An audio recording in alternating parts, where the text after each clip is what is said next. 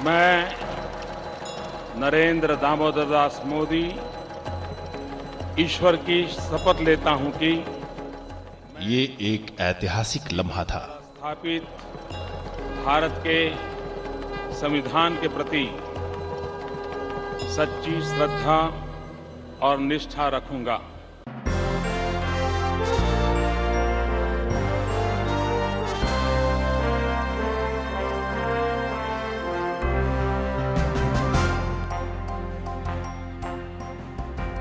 My idea of India सत्यमेव जयते। My idea of India वसुधैव कुटुंबकम। माय आइडिया ऑफ इंडिया अहिंसा परमो धर्म। माय आइडिया ऑफ इंडिया आनो भद्राः कृतवो यन्तु विश्वतः। माय आइडिया ऑफ इंडिया सर्व पंथ समभाव। माय आइडिया ऑफ इंडिया एकम सत् विप्राः बहुधा वदन्ति। माय आइडिया ऑफ इंडिया सर्वे भवन्तु सुखिनः सर्वे सन्तु निरामया। माय आइडिया ऑफ इंडिया सहना भवतु सहनो भुनक्तु सह वीर्यं करवावहै। माय आइडिया ऑफ इंडिया न त्वं हम कामये राज्यम न मोक्षं न पुनर्भवम कामये दुःखतप्तानां प्राणिनामार्ति नाशनम। माय आइडिया ऑफ इंडिया जननी जन्मभूमिश्च स्वर्गादपि गरीयसी। माय आइडिया ऑफ इंडिया पौधे में भी परमात्मा होता है। माय आइडिया ऑफ इंडिया वैष्णवजन तो तेने रे कहिए जे पीड़ पर आई जाने रे। My idea of India watch कांच मन निश्चल राखे पर्दन नव जाले हाथ रे। माय आइडिया ऑफ इंडिया यत्र नार्यस्तु पूज्यन्ते रमन्ते तत्र देवताः। माय आइडिया ऑफ इंडिया नारी तू नारायणी। माय आइडिया ऑफ इंडिया नरकर्मी करे तो नारायण हो जाए। माय आइडिया ऑफ इंडिया जननी जन्मभूमि से स्वर्गादपि गरीयसी।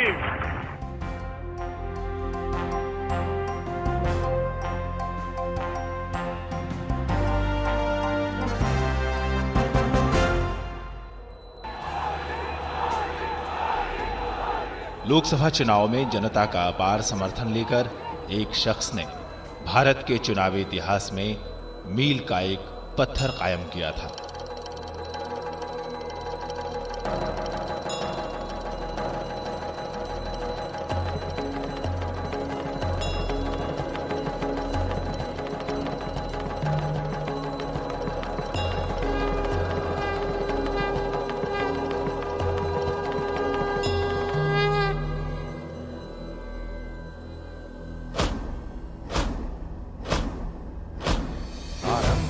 प्रचंड बोल मस्तकों के झुंड बाज जंग की घड़ी की तुम गुहार दो।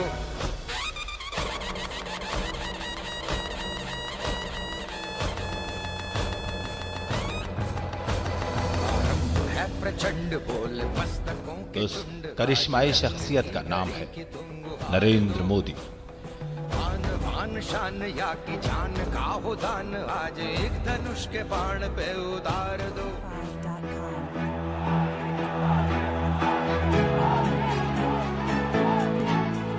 3 दशक के बाद कोई एक पार्टी अपने दम पर बहुमत के जादुई आंकड़े के पार थी। भारतीय जनता पार्टी को प्रचंड बहुमत मिला था।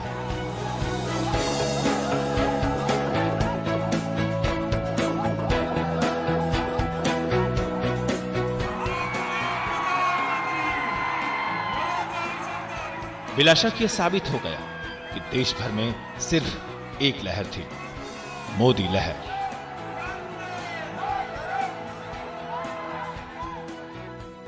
मोदी लहर नहीं है, मोदी जहर है।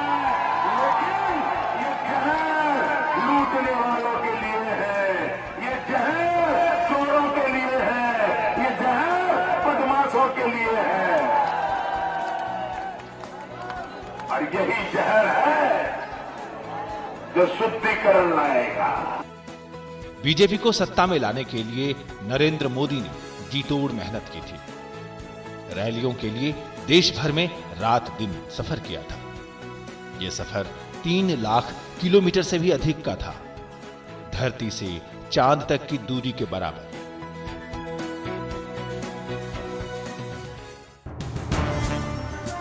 क्षेत्रीय दलों की बोलबाले के दौर में मिशन 272 प्लस हासिल करना चांद पर जाने जैसा ही था। 16 मई को यह मिशन पूरा हुआ था।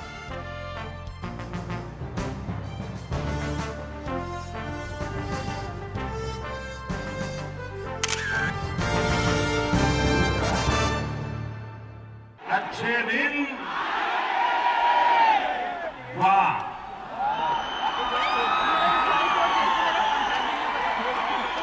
भाइयों बहनों, आज से लेकर के वहां तक की ये यात्रा है। आपने मुझे जो जिम्मेवारी दी है, इसको पूरा करने में शरीर का प्रत्येक कण, समय का प्रत्येक क्षण 125 करोड़ देशवासियों को समर्पित है।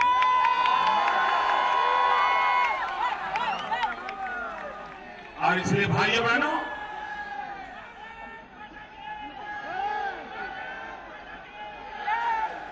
मैं आपको विश्वास दिलाता हूं, मैं देशवासियों को भी विश्वास दिलाता हूं, हमारा मकसद है सबका साथ, सबका साथ, सबका साथ, सबका साथ, सबका साथ। भाइयों बहनों, सबका साथ, सबका विकास। नरेंद्र मोदी पहली बार लोकसभा के लिए चुने गए थे और संसद की सीढ़ियों को दिया गया उनका सम्मान सबके जहन में अमिट छाप छोड़ गया।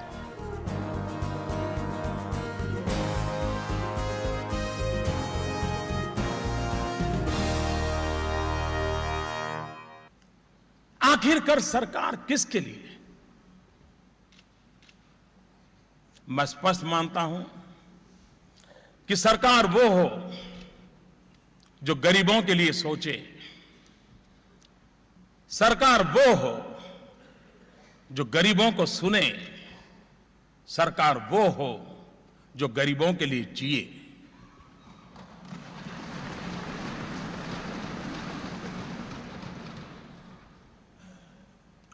और इसलिए नई सरकार देश के गरीबों को समर्पित है,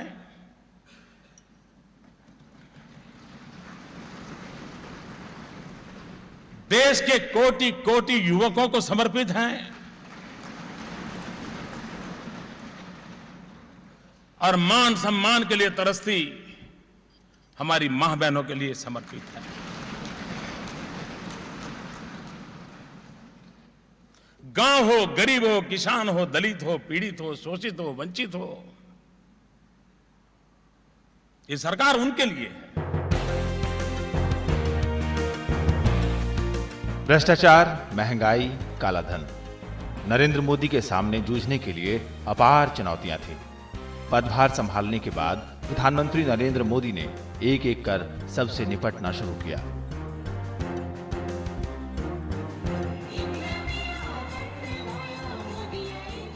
बहुत दिनों के बाद देश को ऐसा प्रधानमंत्री मिला है जो गरीबी के दंश को जानता है। एक ऐसा प्रधानमंत्री जो खुद साधारण परिवार से आए हैं और जिन्होंने खुद आम आदमी के सामने आने वाली सारी तकलीफें झेली हैं। चुनावों के दौरान जो उम्मीदें परवान चढ़ी थीं, प्रधानमंत्री ने उन सबको पूरा करने की कोशिशें शुरू कर दी। नरेंद्र मोदी गरीबों, वंचितों और कमजोरों की बात करते हैं और इसलिए उनकी तमाम योजनाओं के केंद्र में यही है: गरीब, कमजोर तबका, गांव का आदमी और किसान। इसलिए प्रधानमंत्री मोदी के सामने बड़ी चुनौती थी आसमान छूती कीमतों पर काबू पाने की और हताश हो रहे लोगों में उम्मीद जगाने की। चुनौती थी हाशिए पर खड़े आम आदमी की सूध लेना। चुनौती थी परेशान हाल किसानों को मुश्किलों के दौर से बाहर निकालने की। बढ़ती कीमतों से आम आदमी की जेब ढीली हो रही थी और किसान कभी बाढ़, कभी सूखे और कभी बेमौसम बरसात से हलकान था। इन किसानों को सिर्फ मदद की नहीं, संवेदना भरी ताकत की जरूरत भी थी। सरकार ने बिना वक्त गवाए दोनों मोर्चों पर काम शुरू कर दिया। वरिष्ठ मंत्रियों ने हालात का जायजा लिया और सीधे किसानों तक पहुंचे। सरकार ने एक बड़ा फैसला लिया। पहले किसानों की 50% फसल के नुकसान पर मुआवजा मिलता था, अब इसे 33% तक कर दिया गया। मुआवजे की रकम भी 1.5 गुना बढ़ा दी गई। देश में आजादी के बाद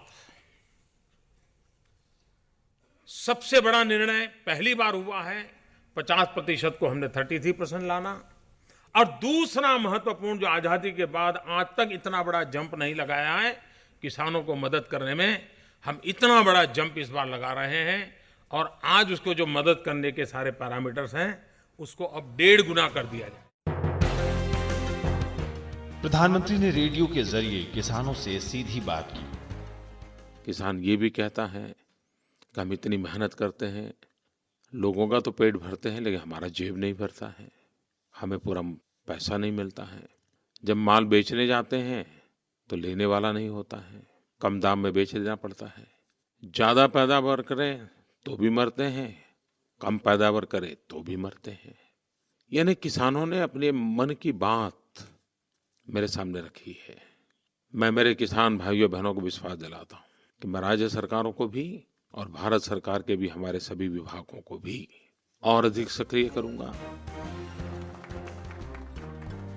देश के विकास में गांव कहीं पीछे छूट रहे थे, चाहे वो बिजली की सुविधा हो या सड़क की, पानी मुहैया कराना हो या बैंक खातों की या फिर इंटरनेट के पहुंच की।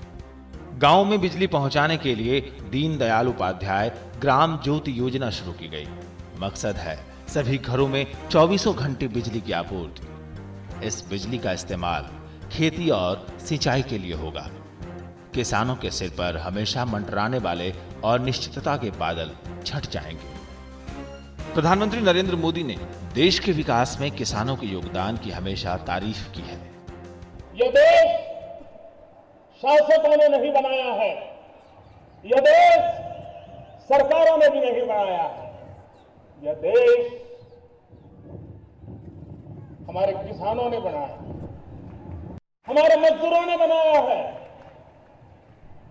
हमारी उन माताओं बहनों ने बनाया है, हमारे उन नौजवानों ने बनाया है। क्योंकि अन्न के भंडार भर करके मेरा किसान भारत मां की उतनी ही सेवा करता है जैसे जवान भारत मां की रक्षा करता है। ये भी देश सेवा है। अन्न के भंडार भरना ये भी किसान की सबसे बड़ी देश सेवा है। अब तभी तो लाल बहादुर शास्त्री ने जय जवान जय किसान कहा।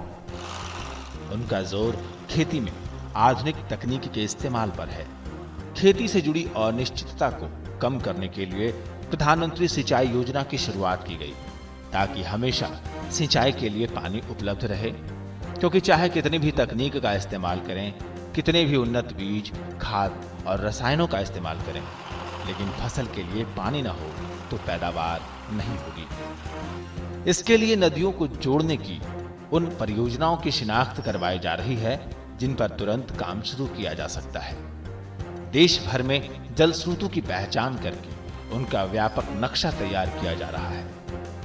गांव को सिंचाई के लिए सबसे उपयुक्त जल स्रोतों का इस्तेमाल करने में मदद करने के लिए उपग्रहों की छवियों और 3D फोटोग्राफी की मदद ली जा रही है। प्रधानमंत्री ने इस योजना से मनरेगा को जोड़ने पर जोर दिया है, ताकि सिंचाई योजनाओं को गति मिल सके। माइक्रो इरिगेशन परियोजनाओं में स्प्रिंकल और ड्रिप इरिगेशन से मौजूदा साल के भीतर 1.5 लाख हेक्टेयर असिंचित भूमि को सिंचित बनाने की योजना है। स्वस्थ धरा, खेत हरा। अगर धरा स्वस्थ नहीं होगी तो खेत हरा नहीं हो सकता।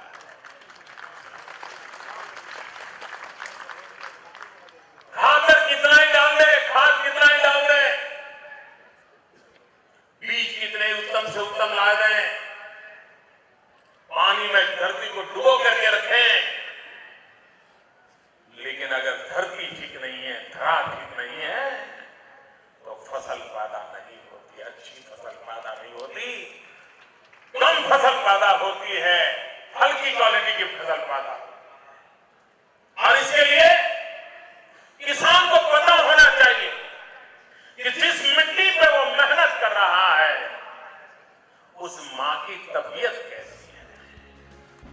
हर खेत को पानी मुहैया कराने की इस योजना का मकसद प्रति बूंद अधिक फसल से पानी का सही इस्तेमाल बढ़ाना है। एक बात हमें समझनी होगी, पानी का अभाव जितना खतरनाक है उतना ही पानी का प्रभाव भी खतरनाक होता है। हम पानी के अभाव के लिए तो रोते रहते हैं, लेकिन पानी के प्रभाव के कारण होने वाली परेशानियां उसकी तरफ हमारा ध्यान नहीं होता है। मुझे बताइए हमारे गंगानगर इलाके में क्या हुआ है? पानी तो था, लेकिन पानी का जो अनाप शनाप उपयोग किया और उसके कारण हमारी मिट्टी का हाल क्या हो गया है। सारा सॉल्ट मिट्टी पर कब्जा करके बैठ गया है, पूरी मिट्टी बर्बाद कर दी, पानी ने बर्बाद कर दी। क्यों? हमने पानी का अनाप शनाप उपयोग किया। और इसलिए मेरे भाइयों बहनों, पानी का अभाव और पानी का प्रभाव दोनों से बच करके चलना अच्छी खेती के लिए आवश्यक है।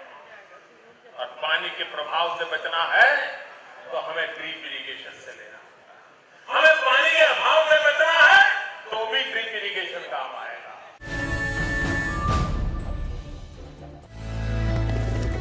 ब्रेकिंग न्यूज की रेस से हटकर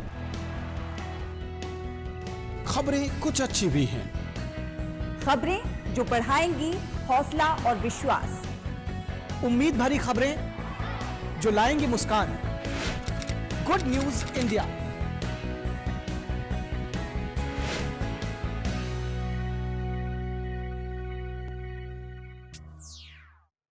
प्रधानमंत्री जी ने वही बेटी बचाओ बेटी पढ़ाओ कार्यक्रम जो शुरू किया, ये हमारे सक्सेसफुल प्रोग्राम्स में से है, क्योंकि इसमें एकदम से एक बदलाव आ गया है। अगर मौका दो एक औरत को तो वो 10 चीज़ें कर सकती है। हमने प्रोविजंस बनाए हैं 2 चीज़ों के लिए, एक अडॉप्शन और एक फॉस्टर केयर। वो दोनों चीज़ें से देश बदलेगी।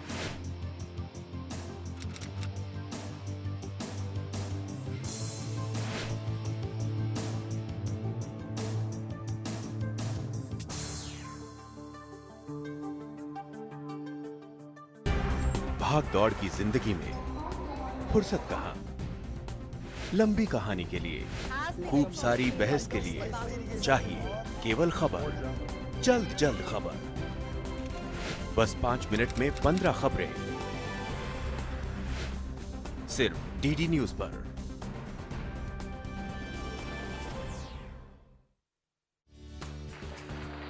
स्वागतम् अत्र भवतां सर्वेषाम् अस्मिन् संस्कृतवार्ता प्रसारणे। सर्वे भद्राणि पश्यन्तु मा कश्चित् दुःखं भाग् भवेत्। देश विदेश की गतिविधियां संस्कृत भाषा में। भारतीय संस्कृतेः सर्वविधं परिचयं प्राप्नुवन्ति। सूर्याश्वै यदिमः सजौ सततगा। श्वः नूतनाः वार्ताः समुपादाय पुनरागमिष्यामः। भवेत् तावत् शुभं मंगलम्। भारत का एकमात्र संस्कृत बुलेटिन वार्ता प्रतिदिन प्रातः 6:55 पर।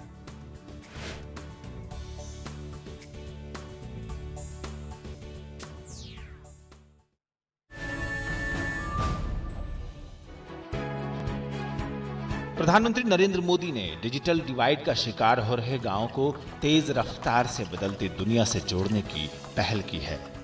इसके लिए देश के 1.5 लाख गांवों को ब्रॉडबैंड से जोड़ने की शुरुआत की गई है।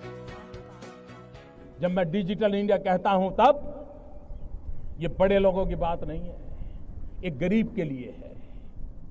अगर ब्रॉडबैंड कनेक्टिविटी से हिंदुस्तान के गांव जुड़ते हैं और गांव के आखिरी छोर की स्कूल में अगर हम लॉन्ग डिस्टेंस एजुकेशन दे सकते हैं, आप कल्पना कर सकते हैं कि हमारे उन गांव के बच्चों को कितनी अच्छी शिक्षा मिलेगी। जहां डॉक्टर नहीं पहुंच पाते, अगर हम टेलीमेडिसिन का नेटवर्क खड़ा करें तो वहां पर बैठे हुए गरीब व्यक्ति को भी किस प्रकार की दवाई की दिशा में जाना, उसका स्पष्ट मार्गदर्शन मिल सकता है।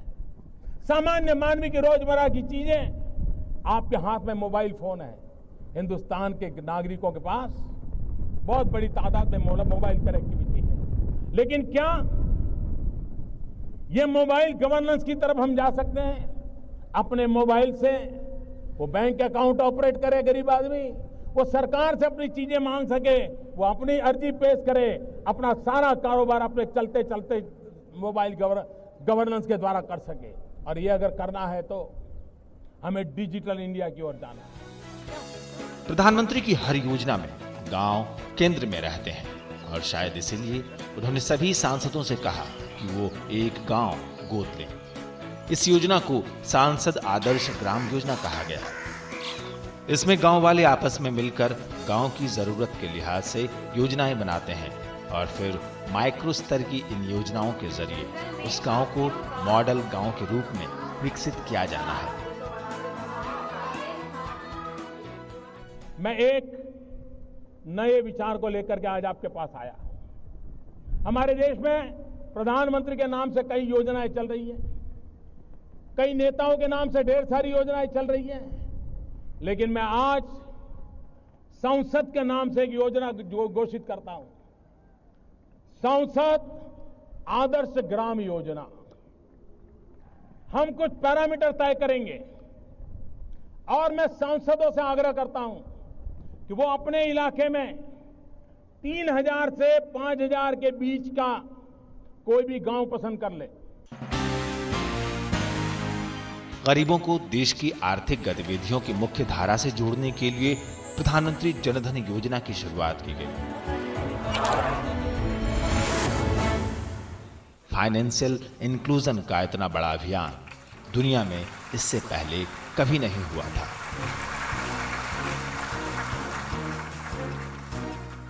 हम देश के गरीब से गरीब लोगों को बैंक अकाउंट की सुविधा से जोड़ना चाहते हैं। आज करोड़ों करोड़ों परिवार हैं जिसके पास मोबाइल फोन तो है लेकिन बैंक अकाउंट नहीं। ये स्थिति हमें बदलनी है। देश की आर्थिक संसाधन गरीब के काम आए, इसकी शुरुआत यहीं से होती है। यही तो है जो खिड़की खोलता है। और इसलिए प्रधानमंत्री जनधन योजना के तहत जो अकाउंट खोलेगा उसको डेबिट कार्ड दिया जाएगा और डेबिट कार्ड के साथ हर गरीब परिवार को 1 लाख रुपया का बीमा सुनिश्चित कर दिया जाएगा ताकि उसके जीवन में कोई संकट आया तो उसके परिवारजनों को 1 लाख रुपए का बीमा मिल सके। सिर्फ इतना ही नहीं, अटल पेंशन योजना, प्रधानमंत्री सुरक्षा बीमा योजना और प्रधानमंत्री जीवन ज्योति बीमा योजना के जरिए देश के हर जरूरतमंद के लिए बीमा और पेंशन की योजनाएं लागू की गई। ये एक दूरदर्शी नेता की दृष्टि है जिसने आने वाले वक्त में आम लोगों की तकलीफ को दूर करने के कई कदम उठाए हैं। आजादी के 7 दशक बाद भी गरीब शहर के हों या गांव के, सबको सिर छुपाने के लिए छत की जरूरत है। 2022 में जब आजादी के 75 साल हो, देश के लिए जीवन न्यौछावर करने वाले उन महापुरुषों को याद करते हुए हम एक काम कर सकते हैं। बाकी सारे काम करने हैं, लेकिन एक काम जो प्रखरता से करें कि हिंदुस्तान में कोई परिवार ऐसा न हो जिसके पास रहने के लिए अपना घर न हो। ऐसा घर जिसमें नल भी हो, नल में पानी भी हो, बिजली भी हो, शौचालय भी हो। प्रधानमंत्री ने न सिर्फ बेघरों की चिंता की, किसानों के दुख दर्द को समझा, बल्कि हाशिए पर पड़ी उस आधी आबादी को लेकर भी एक नया विचार सबके सामने रखा।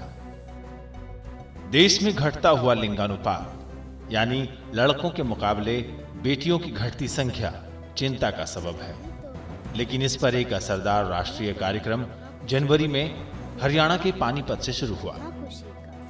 बेटी बचाओ, बेटी पढ़ाओ।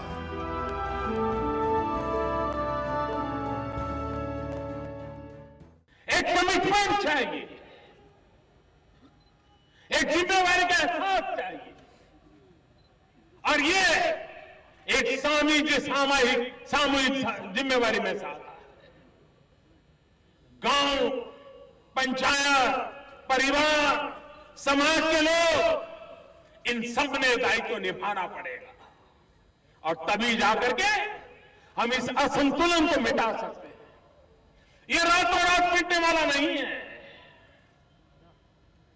करीब करीब 50 साल से ये पाप चला है। आने वाले कदाच 100 साल तक हमें जागरूक रूप से प्रयास करना पड़ेगा, तब जाकर के शायद इस स्थिति को हम सुधार पाएंगे। ये कार्यक्रम महज कन्या भ्रूण हत्या को रोकने का नहीं है, बल्कि लड़कियों को सशक्त और शिक्षित बनाने, बच्चियों की सेहत पर खास ध्यान देने के लिए भी है।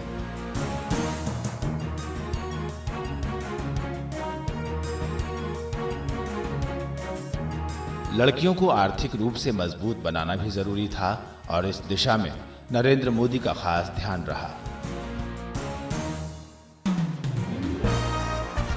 22 जनवरी को ही पानीपत से ही एक और योजना की शुरुआत हुई, सुकन्या समृद्धि योजना। बेटी बचाओ,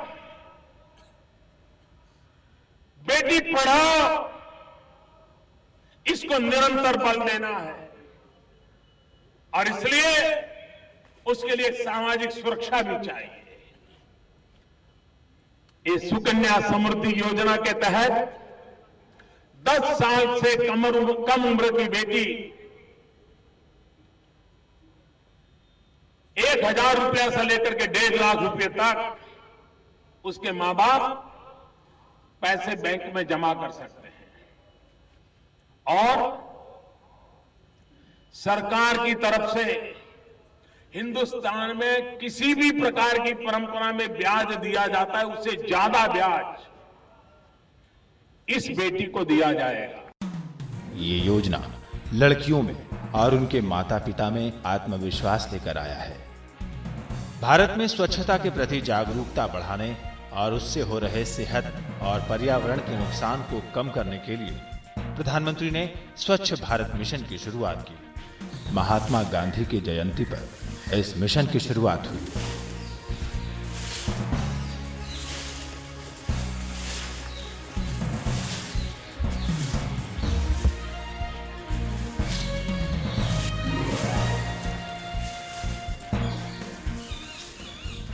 मैं स्वयं स्वच्छता के प्रति सजग रहूंगा और उसके लिए समय दूंगा।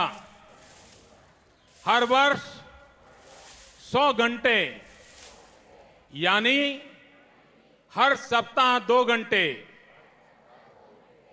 श्रमदान करके स्वच्छता के इस संकल्प को चरितार्थ करूंगा।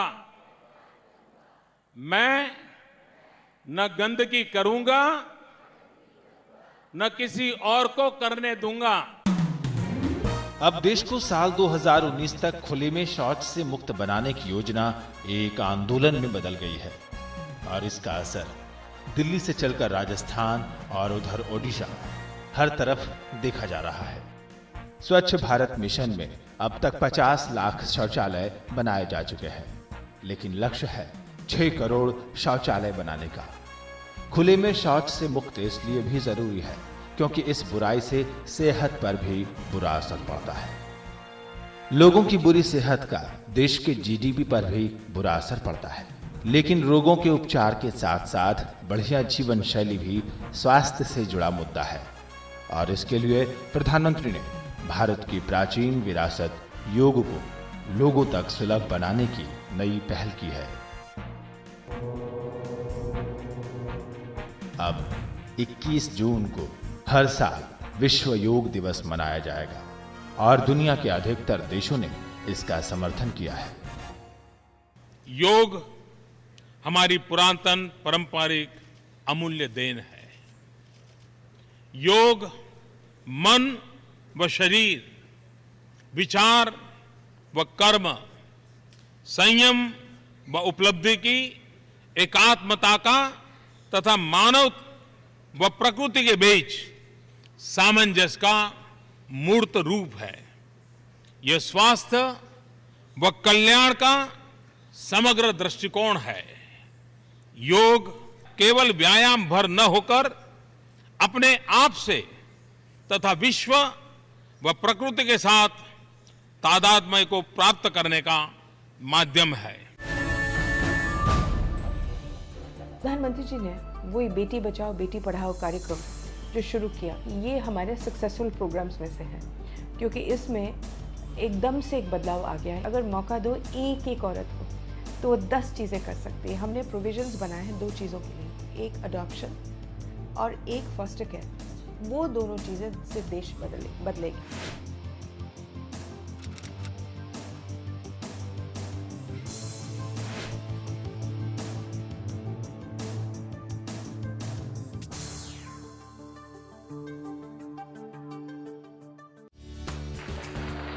स्वागतमत्र भवतां सर्वेषाम् अस्मिन् संस्कृतवार्ता प्रसारणे सर्वे भद्राणि पश्यन्तु मा कश्चित् दुःखभाग् भवेत्। देश विदेश की गतिविधियां संस्कृत भाषा में। भारतीय संस्कृतेः सर्वविधं परिचयं प्राप्नुवन्ति। सूर्याश्वै यदिमः सजौ सततगा। श्वः नूतनाः वार्ताः समुपादाय पुनरागमिष्यामः। भवेत् तावत् शुभं मंगलम्। भारत का एकमात्र संस्कृत बुलेटिन वार्ता प्रतिदिन प्रातः 6:55 पर।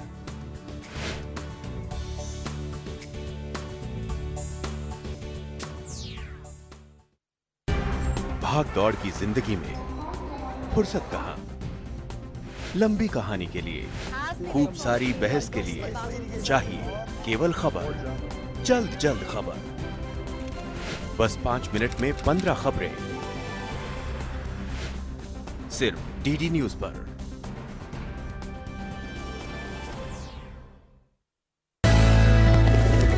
ब्रेकिंग न्यूज की रेस से हटकर खबरें कुछ अच्छी भी हैं। खबरें जो बढ़ाएंगी हौसला और विश्वास। उम्मीद भरी खबरें जो लाएंगी मुस्कान। Good news India.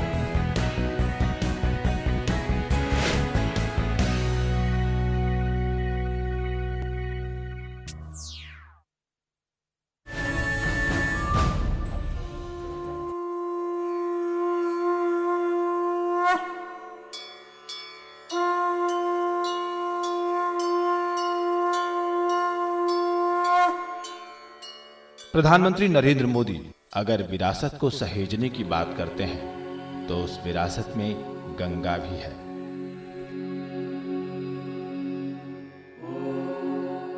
Ganga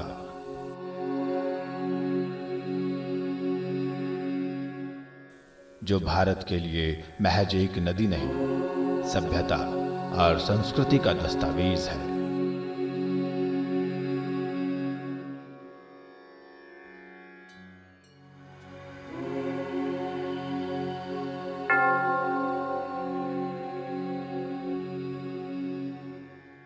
Ganga को प्रदूषण मुक्त करने के लिए नमामि गंगे योजना शुरू की गई। प्रधानमंत्री मोदी ने गंगा को साफ करने की पुरानी सरकारी योजनाओं की नाकामी को नहीं दोहराने के लिए इसे बिल्कुल नया रूप दिया है। इस योजना में आम आदमी की भूमिका भी है।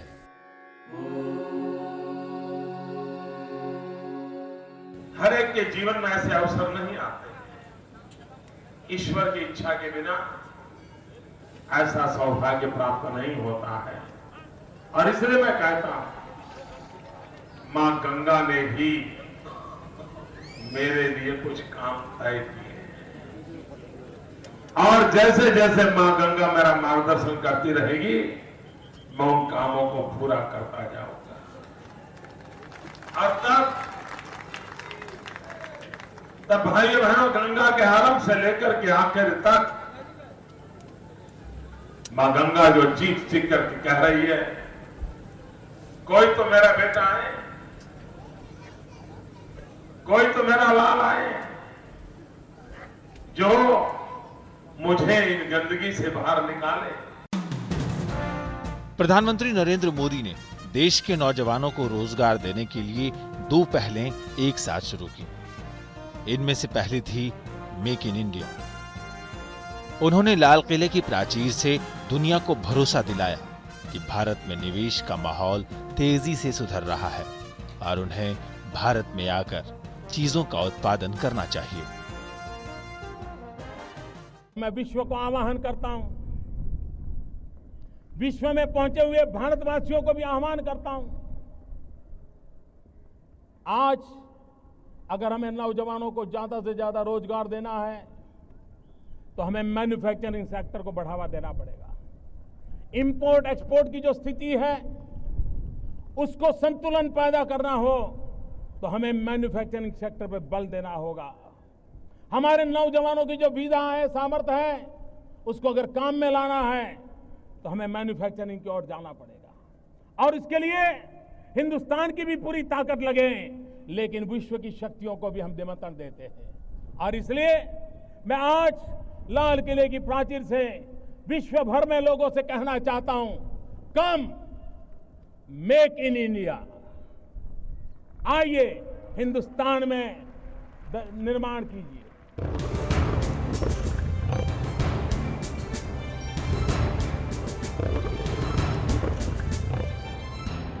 भारतीय अर्थव्यवस्था का शेर दुनिया के मंच पर अपनी धार फिर से बना पाए, इसके लिए देश को मैन्युफैक्चरिंग हब में बदलना ही होगा।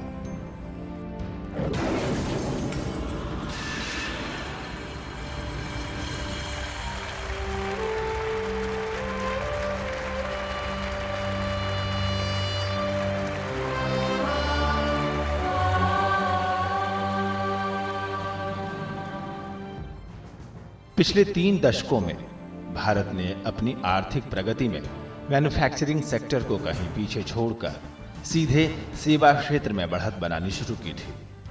लेकिन विनिर्माण को बढ़ावा देना जरूरी है। कोशिश है कि देश की जीडीपी में विनिर्माण की हिस्सेदारी साल 2022 तक बढ़ाकर 16 से 25% की जाए और मेक इन इंडिया इसी दिशा में एक अहम कदम है। देश में निवेश के इस माहौल के लिए सभी जरूरी कदम उठाए गए, यानी लाइसेंस मुक्त, नियंत्रण मुक्त, तेज और पारदर्शी व्यवस्था। प्रधानमंत्री स्किल की बात करते हैं तो ये मेक इन इंडिया और स्किल इंडिया की योजनाओं को एक सूत्र में जोड़ता नजर आता है। स्किल्ड नौजवानों के रोजगार के लिए मेक इन इंडिया का विशाल औद्योगिक ढांचा और इस ढांचे में काम करने के लिए प्रशिक्षित युवाओं के रूप में मौजूद संसाधन। इसमें साइकिल का पंक्चर बनाने से लेकर घर में अचार बनाने तक का कौशल है, जो देश की अर्थव्यवस्था को माइक्रो स्तर पर एक नया आयाम देगा। यह जरूरी है साल 2020 तक देश को दुनिया में सबसे बड़ा उत्पादक देश बनाने के लिए। देश के हर बच्चे को सेहतमंद बनाने के लिए टीकाकरण बहुत जरूरी है और इसके लिए चलाया गया है मिशन इंद्रधनुष।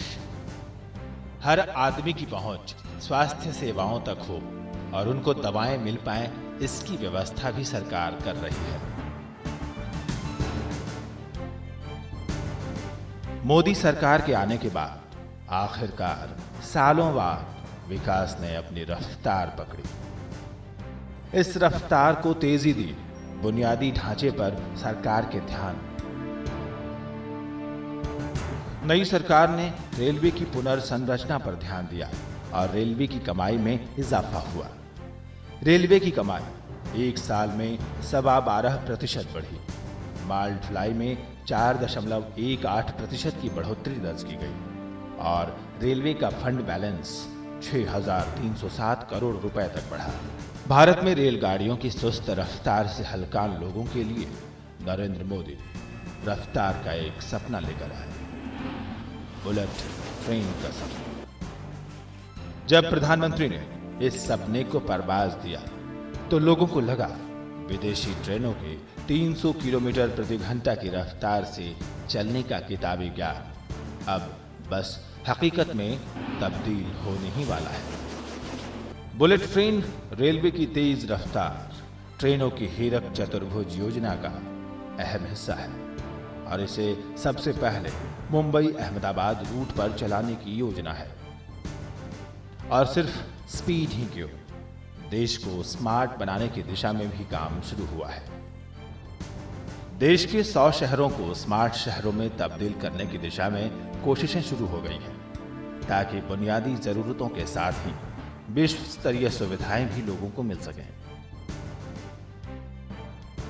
स्मार्ट शहर, जहां रहने के लिए बेहतर घर से लेकर साइकिल चलाने तक का ट्रैक भी हो और सुलझे हुए यातायात से लेकर तेज इंटरनेट समेत तमाम ऐसी सहूलियतें हों जिसकी हम और आप महज कल्पना करते हैं।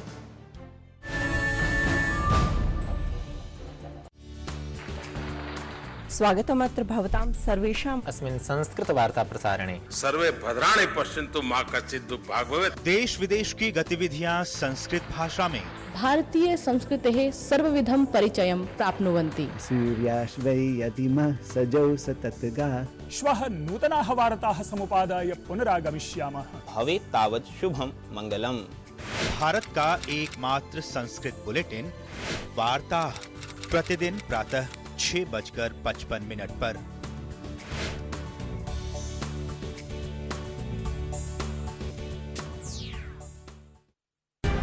भाग दौड़ की जिंदगी में फुर्सत कहाँ? लंबी कहानी के लिए, खूब सारी बहस के लिए चाहिए केवल खबर, जल्द जल्द खबर। बस 5 मिनट में 15 खबरें,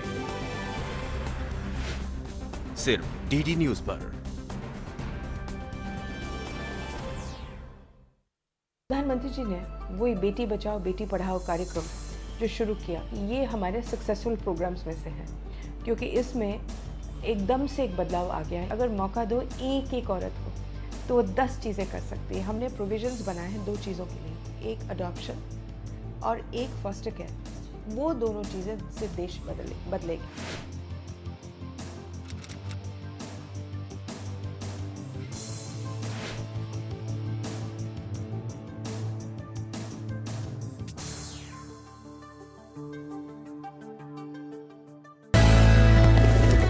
ब्रेकिंग न्यूज की रेस से हटकर खबरें कुछ अच्छी भी हैं, खबरें जो बढ़ाएंगी हौसला और विश्वास, उम्मीद भरी खबरें जो लाएंगी मुस्कान। Good news India.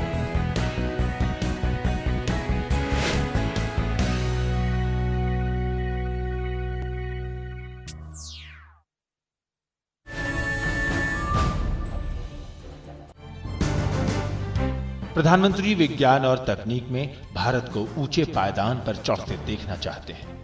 PSLV C-23 और मंगलयान की कामयाबी जैसे मौकों पर प्रधानमंत्री ने भारतीय वैज्ञानिकों की मेहनत की खूब तारीफ की। पहली कोशिश में मंगल की कक्षा में सबसे कम कीमत पर यान पहुंचाने का कारनामा भारतीय मेधा का सफल प्रतीक है। मंगलयान की कामयाबी को उन्होंने पूरी दुनिया के सामने भारत की बौद्धिक ताकत के प्रतीक के रूप में सामने रखा है। 65 करोड़ किलोमीटर मार्स की यात्रा की हमने।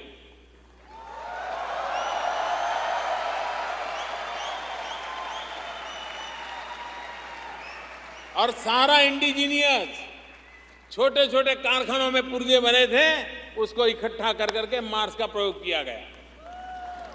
अहमदाबाद में 1 किलोमीटर ऑटो रिक्शा में जाना है तो 10 रुपया लगता है, हमें मार्स पर पहुंचने में सिर्फ 7 रुपया लगा 1 किलोमीटर का।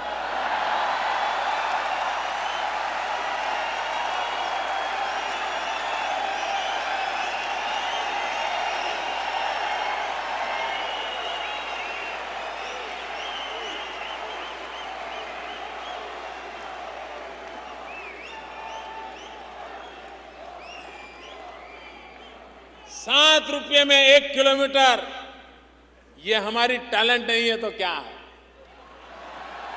ये हमारे नौजवानों का सामर्थ्य नहीं है तो क्या है?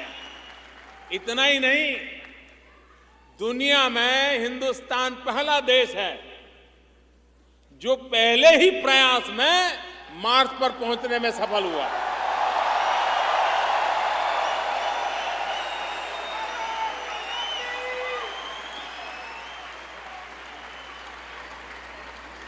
और अमेरिका और भारत नीचे ही बात कर रहे हैं, ऐसा नहीं है, मार्स में भी बात कर रहे हैं। 22 तारीख को अमेरिका पहुंचा, 24 को हम पहुंच गए। रक्षा क्षेत्र में भी प्रधानमंत्री ने हमेशा देश का और सेना दोनों की जरूरतों का ख्याल किया। सियाचिन में जवानों के साथ दिवाली मनाकर प्रधानमंत्री ने देश के जाबाजों की हौसला अफजाई की। फ्रांस के साथ लड़ाकू विमान राफेल खरीदने में तुरंत फैसला लेकर देश की सैन्य जरूरतों को पूरा किया। खरीद की ये पूरी प्रक्रिया पारदर्शी रही। आपातकालीन स्थितियों के लिए भारतीय वायुसेना कुछ नए प्रयोग भी कर रही है। यमुना एक्सप्रेस वे पर लड़ाकू विमान मिराज का उतरना ऐसे ही प्रयोगों में से एक है। प्रधानमंत्री देश के सभी हिस्सों में विकास की रफ्तार को तेज करना चाहते हैं। यही वजह है कि उन्होंने पूर्व और पूर्वोत्तर के राज्यों पर अधिक ध्यान दिया है, जो विकास के मामले में कहीं पिछड़ रहे थे। पूर्वोत्तर में रेल संपर्क कायम करने के नए कदम उनके इसी दूरगामी सोच का नतीजा है। अरुणाचल के उज्जवल भविष्य के लिए, यहां के विकास के लिए और एक प्रकार से पूरे नॉर्थ ईस्ट के लिए अरुणाचल का विकास एक ग्रोथ इंजन बने। अरुणाचल इतनी तेजी से आगे बढ़े कि पूरे नॉर्थ ईस्ट को भी आगे बढ़ने की ताकत दे। प्रधानमंत्री ने जब पदभार संभाला था तो खुद को देश का प्रधान सेवक कहा था। जिस देश का प्रधानमंत्री खुद 24 घंटे काम करता है, जो वंचितों, दलितों और कमजोर तबके के लिए काम करता है, जो हर किसी को देता है बराबरी का हक, जो आम आदमी के साथ होता है, वही तो है जनता की सरकार। इस सरकार ने लाल फीताशाही को कम करने की दिशा में हर मुमकिन कदम उठाए हैं। देश की व्यवस्था पारदर्शी बने, सूचनाओं की पहुंच हर किसी तक हो। प्रधानमंत्री ने इस दिशा में अहम कदम उठाए हैं। भारत की छवि को भ्रष्टाचार मुक्त बनाना भी प्रधानमंत्री के मकसदों में एक रहा है। चाहे कोयला खदान आवंटन हो या फिर स्पेक्ट्रम नीलामी, सब कुछ ऑनलाइन है और पारदर्शी है। कुल 204 में से कुछ ही कोयले खदानों की ई नीलामी से राजकोष में जितनी रकम आ गई है, वो कोयला घोटाले को नकारने वालों के लिए एक सबक है। अभी तो मोदी सरकार के आए 1 ही साल हुए हैं, लेकिन सरकार ने आगे आने वाले दिनों की झलक दे दी है। विदेश जाकर भारत के लिए निवेश आमंत्रित करना हो या फिर अपने पड़ोसियों के साथ संबंध सुधारना, प्रधानमंत्री मोदी ने एक साथ ही मैत्री और दृढ़ता दोनों का परिचय दिया है। प्रधानमंत्री नरेंद्र मोदी ने अपनी सबसे पहली विदेश यात्रा भूटान से की, अपने सबसे नजदीकी पड़ोसी से। और फिर फ्रांस हो या ऑस्ट्रेलिया, जर्मनी हो या अमेरिका, हर जगह नरेंद्र मोदी ने अपनी करिश्माई शख्सियत से समा बांध दिया।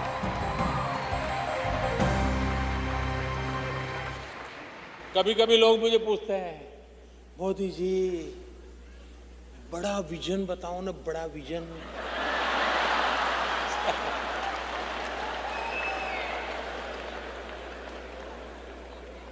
मैंने उनको कहा, भाई देखिए, मैं चाय बेचते बेचते यहां आया हूं।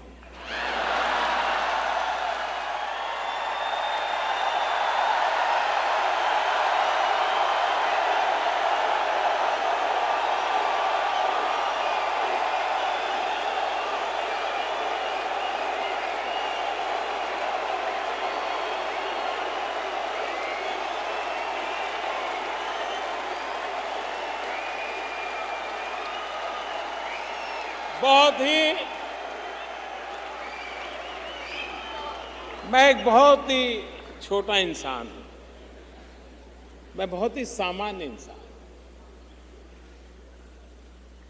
मेरा बचपन भी ऐसा ही बीता है और छोटा हूं इसलिए मेरा मन भी छोटे छोटे काम करने में लगता है।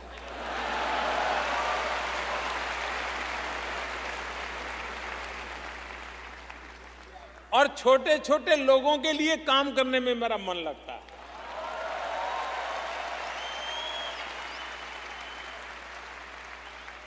लेकिन छोटा हूं इसलिए छोटे छोटे लोगों के लिए बड़े बड़े काम करने का इरादा रखा।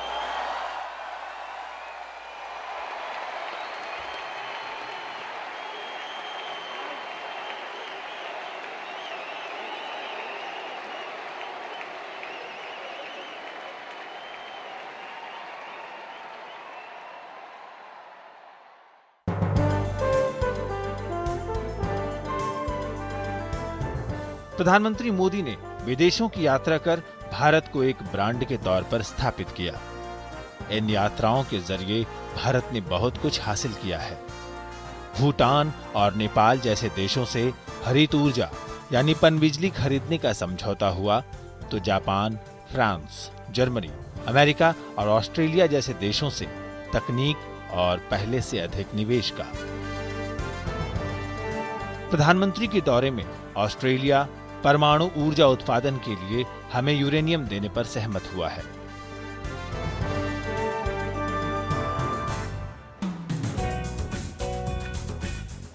दुनिया के सभी बड़े मुल्कों के राष्ट्र प्रमुख भारत के दौरे पर आए और भारत के साथ संबंधों को नया आयाम दे गए। इसमें चीन के राष्ट्रपति के साथ साबरमती नदी पर टहलना हो या फिर ओबामा के साथ चाय पर चर्चा, हर चीज में प्रधानमंत्री की अलग छाप रही और इस छाप ने भारत को एक ब्रांड के तौर पर स्थापित कर दिया है, एक वैश्विक ब्रांड, एक ऐसी अर्थव्यवस्था जो सबसे तेजी से तरक्की कर रही है। विश्व नेताओं के साथ नरेंद्र मोदी का गर्माहट भरा रिश्ता भारत की ब्रांडिंग का बड़ा हथियार है। लेकिन इसके साथ ही प्रधानमंत्री ने हमेशा बच्चों और आम लोगों के साथ अपने रिश्तों को भी उतना ही गर्माहट भरा बनाए रखा है। देश या विदेश, हर जगह आम लोगों के साथ घुल मिल जाना प्रधानमंत्री की एक ऐसी बात है जो हर किसी का दिल जीत लेती है।